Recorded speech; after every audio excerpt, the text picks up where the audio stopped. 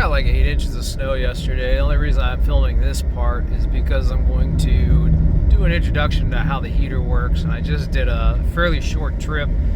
These are the type of conditions. Wind is actually howling pretty good. I don't know if it's showing up in the rear view mirror, but I don't know, probably about 10 inches to a foot of snow in the middle of the road, so it's going to affect my efficiency a little bit. I'll come back here in a second. Alright, so back at the house. Like I said, I'm going to insert this into the heater video I'm about to make. We just did a 20.6 mile trip, so it was pretty short. Temperatures around 8 Fahrenheit, and our average is 2 miles per kilowatt hour. It's a highway trip, but there's quite a bit of wind, and like I was showing, the snow, so that would have a little impact on our efficiency. And then if I go back here, there you can see we used 0 to heat the vehicle. 100% of the power was to just drive the vehicle. And then that's Fadek. He's the father of all the other dogs. So we might get some fog. I got 4 80 to 90 pound labs sitting in the truck with me right now. Let me unbuckle this seatbelt so we can go through all this. Okay, right here is the external fan. It's like a boat blower, and I have a wireless connector going in on it, so we can shut the fan on and turn the fan off, turn it on right here. And then this is the video, or a video of just basically how the heater works. So up there's your elevation, so it's 100 meters. The temperature inside the frunk right now is 4 degrees Celsius, and I like this because if I were to have an exhaust leak or something, that temperature is going to go up, so it's going to let me know if I've got anything wrong. And then that's the core temperature. Right now it's running at 159 degrees Celsius. And then down here you can set it to a temperature setting. That won't work in my case because the temperature setting will come in from inside the frunk. So I just use a level. And right there's the temperature of the actual heater core. So if I shut off the external fan, we should start seeing that number come up fairly quickly. And if you were to drive the vehicle without the external fan, the vacuum pressure outside will cause that temperature to skyrocket, so that you really couldn't run the fan very high. You see how it's coming up right now? So I run the external fan. It compensates for the external pressure outside and really helps the heat exchange coming in from inside the heater. So it's up to 170 now. I turn the fan back on, it'll come back down. And I like to run that between 160 and 170. I just did a short trip. Normally I wouldn't even turn this thing on for a short trip. I just use the electric heat, but wanted to be able to make the video. And then as far as the upfitter goes, people were asking about fog lights. Basically, it wires right into your system. I just did a vehicle-wide programming and a radio update on this one, so it's a little bit, there we go. So you come to aux switches, and then right up here, I just actually turned them on. You can't see it because it's daylight, but now my fog lights are on, and then you can turn it off. And then what I'm going to do is you can pick what you want. I'm putting seat heaters in. This is a 4WT, so it doesn't have seat heaters. I can be able to turn the seat heaters on from right here and right there, you know, front left, front right, however you want to do it. And it's nice because all the wiring's already installed, so you don't have to play hell with all that. The seat heaters, I will have to run wires up to the box because that's up next to the battery up front. But that's just a really nice, clean way of running things. And then what I did is, hey Fadek, what's up, man? Let's see, all the other boys will be back here. I don't know if they're going to show up. We even got a blonde, that's my wife's dog. They're all his puppies. I went and got some seat covers, some nice fitting seat covers. I don't want to pan down too much because Fadek's got his red rocket out. It's kind of disgusting. So instead of taking the whole seat apart, what my plan is to get some nice fitted seat covers, and I'll put heated seats underneath those. I don't know how that's going to work, but I'm going to experiment with it. And then I said the heated seats will just be driven from the aux screen. And I'm doing this in the wrong order. I'm just filming how everything works now. And you can see the temperature's coming back down. And then to turn it on and off, I can use the phone, just hit that button, but I've got the remote controls basically as a backup system. The small remote will also turn on the fan, and this is the remote control for the heater. So if I hit off, then that should go back in the standby, and the temperature of the heating of the heater core should go down quite a bit. I think I hit it. Give it a second. There you go, it's shut down and it goes in the standby. So there is a little bit of a delay on that. And then the heater core temperature will start coming down rapidly. So it may be a little bit more complicated than most people want to deal with. And it'll cool itself off. It's just with the extra fan that cools it off a lot faster. So it's already down to 150.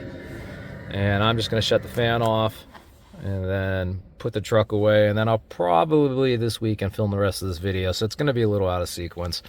All right, we'll see you next time. Here, I'm just pulled into the garage, so you can see, light. That's the fog lights. Now, nice and easy, quick way to install something, and the installation is super easy. I said I'll film that too. Bye bye. Video together on how I installed this heater. I don't know that I'm going to pull my whole frunk apart again.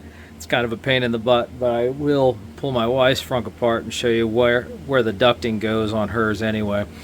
But so the heater just sits in the frunk right underneath your drain area. In front of that one little drain valve that you guys are used to seeing is where the heat exhaust goes out. And I have a hole that's, I don't know, about 4 inches down there. And the exhaust actually comes down here, and then it curves back and then drops back down. So I got one of the long exhaust tubes. You can get them on Amazon for an E-Spar heater or something like that. I think they're 24 millimeters. Works perfectly on this. Everything's a carbon copy. So yeah, it just kind of goes down, then back, and then down. And I have the exhaust wrapped in exhaust wrap, and then I have a heat shield slid up underneath it. I'll crawl underneath the truck and show you that. And then also, I think on my wife's truck, I'll show you on hers when I take it apart, there was a little bracket, but there's at least 2 holes that'll sit down in kind of the wheel well area down here. I've got a 2-inch, yeah, it's a 2-inch pipe that I put 2 holes into and attached to that wall. And then the exhaust pipe runs down through that, and that's just to hold everything firm. I'll see if I can get some of that on video, but it will be hard to see on this one. So it holds the exhaust pipe from shaking. And like I said, the exhaust pipe is insulated, wrapped, and has a heat shield around it, and it cannot move anywhere. You can hang on it, it's not going to move anywhere. And then down on the bottom of the vehicle, I've got that held in place with a bracket, and I'll show you. What I have here is behind the frunk liner, I actually have a plastic T, and then I have the back side of the T plugged up. You could use a 90-degree elbow, but all I had left was a T by the time I got to this point. And that is basically attached, pushed through on a friction fit through the liner. So I have a plastic collar that sticks out, I don't know, probably about 1.5 inches or so. So if I do need to pull this heater, I don't have to worry about the penetration. All I got to do is unscrew the clamp and slide this off. Off the other side of that T is another piece of ducting that runs down, and it goes down just about to where there's a heater down here that heats your battery, and then goes back and penetrates the firewall. There's 2 big circles. I'll show them on my wife's truck. And it has a little stud in between, and I just drilled with a hole saw, a 90-degree hole saw, drilled out a hole in the firewall to be able to push the ducting through. And then once it gets through the firewall, I have another Y that sits underneath that console in the middle of the truck and blows air either way. I mean, you can pick how you want to duct it. I just chose the spot I chose because I knew it was a safe area to drill. And then coming up here, I said this is a Bluetooth controlled heater, which I think is probably the most important. Besides, you can do whatever brand you want, but you want to be able to control it from inside the truck. And the phone that you saw me controlling it with is just an old leftover phone that I just put the program on. I just use it for truck diagnostics. I don't actually make phone calls or anything with it. But this is where your temperature sensor comes from inside this truck. or inside, but it's picking up temperature from inside the frunk. So setting a level temperature isn't going to help you because you're heating the cabin and it's looking at a temperature inside the frunk. So I just use a level setting. You've got two choices, either a temperature or a level, and I'll just use a level. And like I said, I tried to run the heater between 160 and 170 degrees Celsius. Yeah, this could look better. I agree. Thanks for telling me. But you can throw some black tape on that and be fine. But I've never gotten any water in here, not a single drop, so that works for me. And then what you're looking at here, this is the intake air for the heat sink. Like I said, the combustion air is coming up from the bottom of the heater. And all this is an old like boat blower motor. I think this is an Atwood one. I think this one I think is 130 or 140 CFM.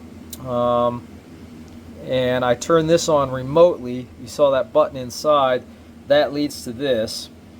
And right now I have the heater and this little wireless controller all hooked into the battery, the actual battery. And I did it that way so if you accidentally forget to tell the truck to stay on when you get out, you don't shut down the heater while it still has fuel in it.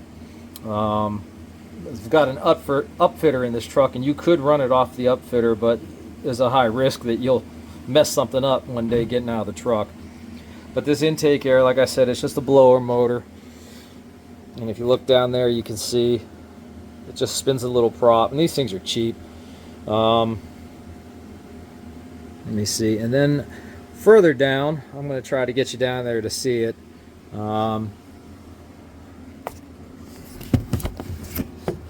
can see how everything's insulated.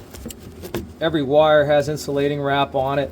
The valve assembly in the front actually has some of that thick white insulation on it. It's almost like a really dense fiberglass. I think it's way overkill. I really don't think I needed anything up there. I just did it to be on the safe side. And then let's see if I can get the pipe to show up. I don't think I'm going to be able to get that pipe, at least not with the light. The pipe that I use is a bracket. You can see a little bit of red down there. That's the pipe that is screwed to the body of the truck. And like I said, the holes are already there. They're already tapped. So all you do is put holes in a pipe and screw that on, and that basically functions as a really strong support for the exhaust. It keeps it from moving at all. And then back here you can kind of see, hopefully it shows up, it might be too dark. It's hard to move this. There you go. You can see the ductwork back there, that T. And then, like I said, that hose just kind of works its way down. I'll show you the spot on my wife's truck. And then working our way to the other side, I'll go underneath here to show you the exhaust. I said those wires that control all of this just go straight to the battery. I just run them along this tape, and then I push them through the side of the outlet, the front outlet, and then they just run back. And cheapo high school type stuff that you would have done to get your radio working, just plug them into your battery. And like I said, I think that's the safest way of doing it, so that you don't flood your heater with a bunch of fuel by accidentally killing the power to it right away. Then the other thing I was going to cover right here is the GM Upfitter. I got this one with GM reward points, so it didn't cost me anything. But if I had to do it again, I probably would have done it the same way because it was free. But if I was paying for it, I'd probably go to 404 parts, because they actually sell it with this pigtail here. If you get it from GM, it won't come with that pigtail. You'll have to get a plug, you'll have to get the right pins, and you'll have to pin it and wire it yourself. But 404 parts does all that for you. So that's the way to go. And then, let's see if I can get, that way you can see maybe what the numbers are, part numbers. I don't know if that's going to show up. You just get relays and fuses. Right now I only have a set of fog lights plugged into this, but I am going to plug some seat heaters into it, and it allows you to just run everything right off the screen. So what happens is the control comes from the screen, and it's going to come out this plug that has all these white wires, and each wire corresponds to a specific area on that screen. And you can see that wire right there, and the white one ends up going down to the fog lights, and the rest are just taped up because they're not used right now. And then the way this gets installed is it fits perfectly on the bolt. GM's built this to fit into, I think, all their trucks.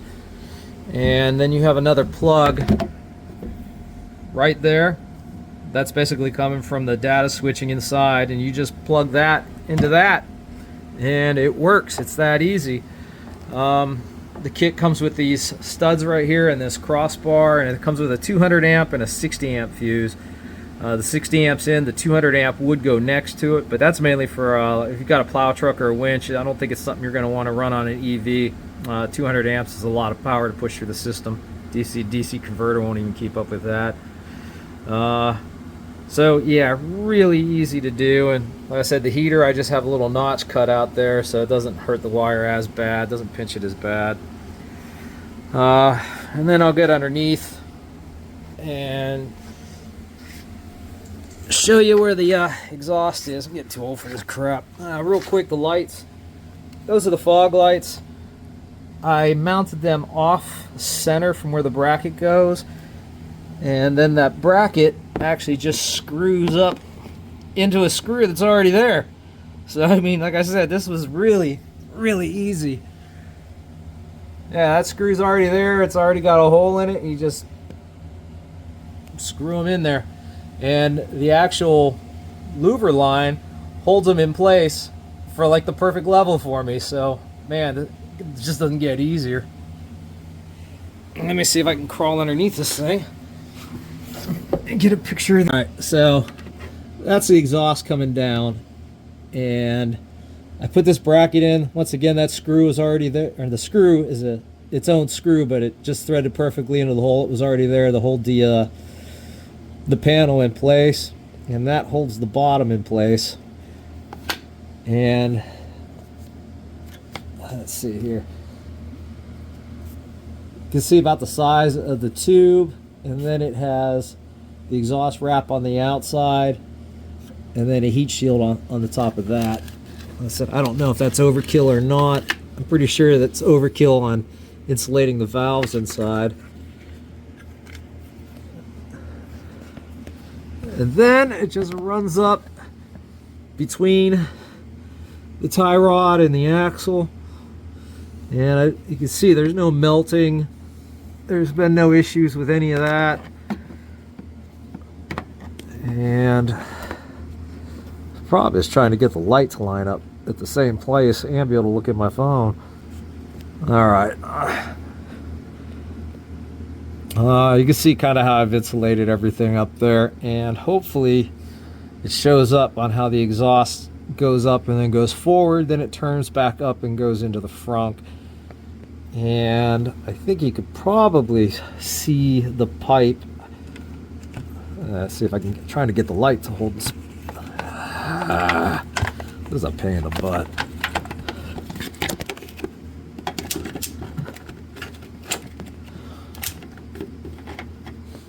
Hopefully that pipe shows up. I can't stick a finger up there to show you and have this hold this light, so my hands are kind of full. But it's really quite easy. It's not going to be anything difficult to figure out if you do decide to go this route. Go inside the truck. So you can see where the heat here is coming out. Let's say the firewall penetration kind of favors the driver's side of the lower console. It's not directly in the center, so I'm not going to pull all this out either.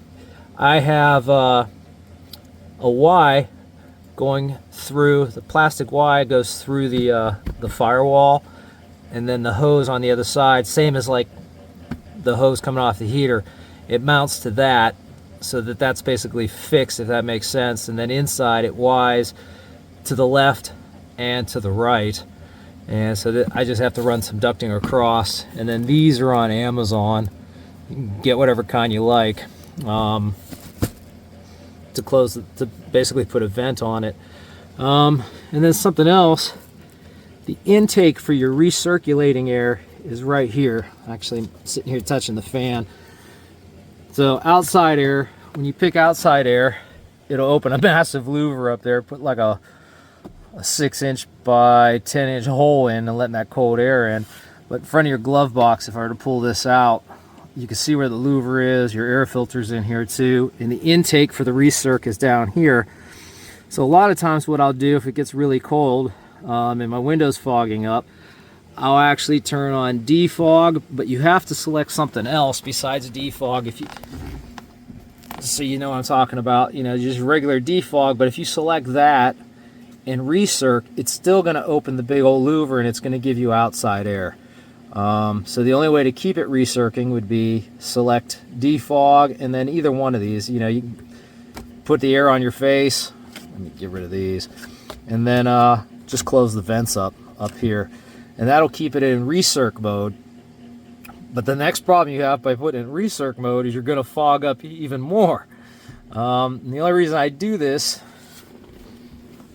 is because when it's in recirc mode, I just have this aimed right up into the recirc fan that sucks up that air. So it's grabbing warm, heated air, putting it into the recirc fan, and then that helps blow warm air on the windshield without having to use the battery to heat that air. But you will have to run a higher fan setting. If you're going to try to run a low fan setting on recirc, you're going to fog up like no one's business.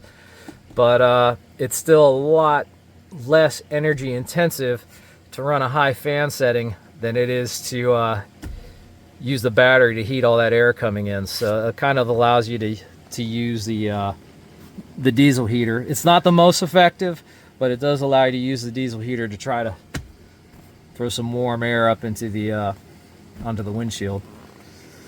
And then as far as like that upfitter, what I'm looking to do, that's why these seat covers, I went out and got some seat covers because I'm going to try to put heated seats in, like I said, underneath the seat covers.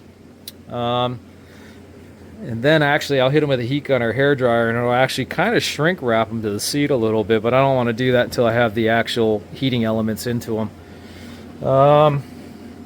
Hopefully that makes sense. If there's any more questions, feel free to ask. I really don't want to pull that whole front liner out. Like I said, I'll do it on my wife's truck and kind of show you where stuff is at. I've actually already done it on her truck. Thinking maybe I'll save myself the hassle of pulling it out of mine. So that heater on my truck sits roughly right here, and then the exhaust shoots pretty much straight out down here, and I have a bracket here on mine because I think that may have been there in case they wanted to install air ride suspension and make it an RST or something. But basically the way the truck looks, that's where the steering goes in. This right here is a valve assembly. It's kind of chintzy. It looks like something you could buy on Temu, but it takes the fluids coming out of the heat pump, which is over here, and it can basically direct them on if they want to dump the heat or absorb heat from out in your condensers or evaporators. It's got them things everywhere.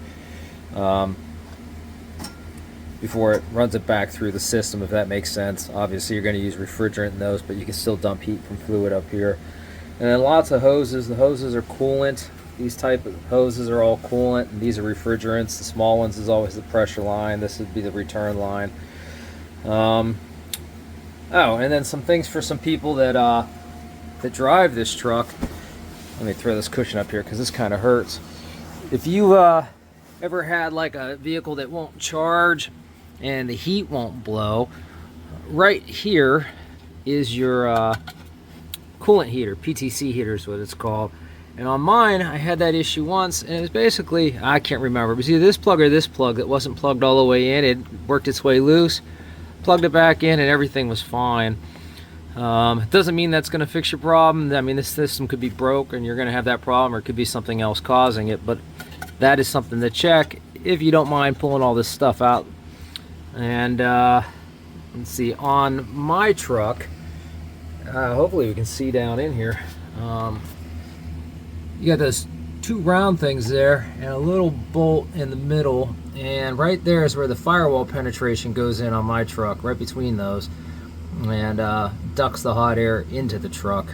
Once I pull mine apart, you'll get a better view of it. But that's about the only place I felt really comfortable drilling a hole, just because of the evaporators and condensers that are all over the place on the other side of this firewall.